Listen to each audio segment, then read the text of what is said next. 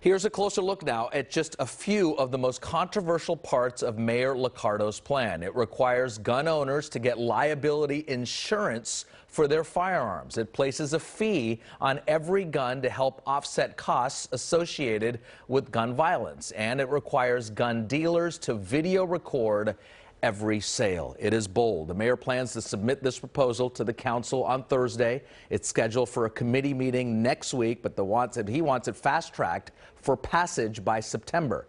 Here's the thing. We've done this before. Soon after the Gilroy shooting a couple of years ago, Mayor Liccardo tried to pass gun control.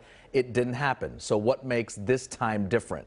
Let's ask him. Joining us now, San Jose Mayor Sam Liccardo, who's with us. Also, Stanford Professor Priya Satia, whose work includes historical and cultural research on guns. Mayor Liccardo, nice to see you. Priya, nice to see you. Professor. Good to be with you, Raj. Mayor, what makes you think you can pull it off this time? I know you were saddened a couple years ago. I spoke with you face to face, but what makes you think realistically, you've been in this game a long time, how can you pull this off? Well, thanks, Raj. Well, we actually didn't take it to a vote last time. What we did was we started a process. What we learned, and we knew this at the beginning, was that we need to go get data and consultants and attorneys to help us craft something that would be constitutional and that would survive legal scrutiny. We started that work. Pandemic got in the way, and a lot of folks were working with us, including epidemiologists and others who were integral to the effort were pulled off that work. We then wanted to resume it as soon as we got through this pandemic. We started work on this a few months ago, ready to bring it to council. And then, of course, this last shooting, which is horrible, happened.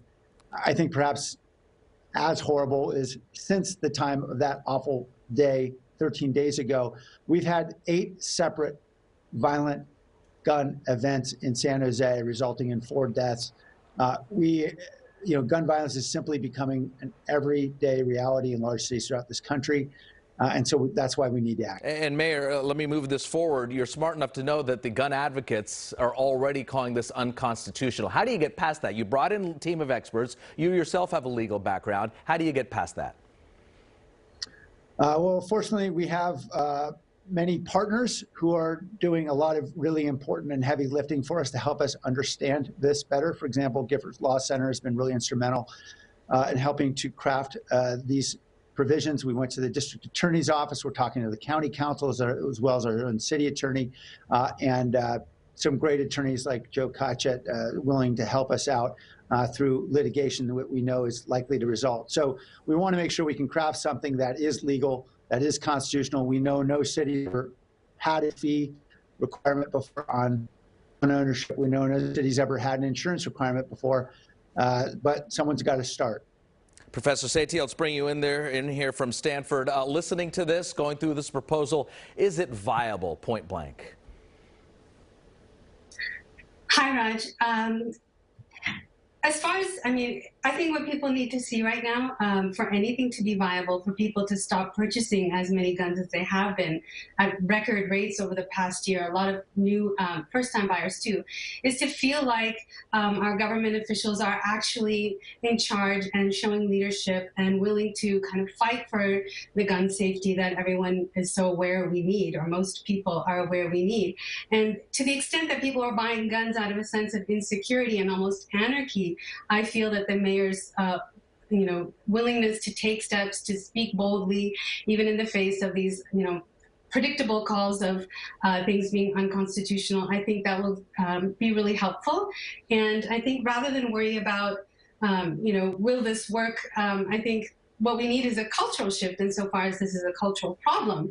And cultural shifts come with, repeated, multiple, diverse interventions. There's not going to be just one piece of legislation that's going to solve this problem. And Professor, you bring up something interesting. You've written about this a lot at Stanford, where you do your research. Whether it's Sandy Hook or Las Vegas or San Jose, is this just baked in our culture not to have more gun control?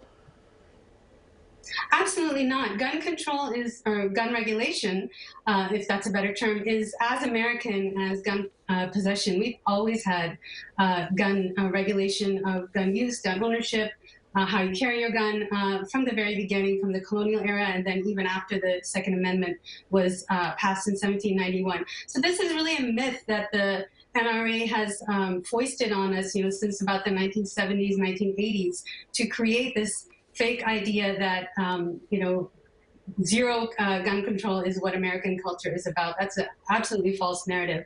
And it's designed to protect the private interests of one particular industry. Mayor Liccardo, as we wrap this up, again, you've been honest with us for so many years. How confident are you that you're going to get at least some of this passed? Of your 10 proposals, maybe 2 or 3? Well, the good news is several of my council colleagues were there for today's announcement, including Vice Mayor Jones and Councilmember Magdalena Carrasco, David Cohen, and others. So I think we're certainly building a strong coalition, and importantly, the community has really stepped up to push as well. So I think working with the community, we can get this over the goal line. Other important measures around, for example, gun violence restraining orders and banning ghost guns, other things that are critically important. I think we can get a lot of this done in the next several months. Okay, Mayor Liccardo from San Jose, Professor Satia from Stanford, we appreciate your insight and your time tonight. Thank you to both of you.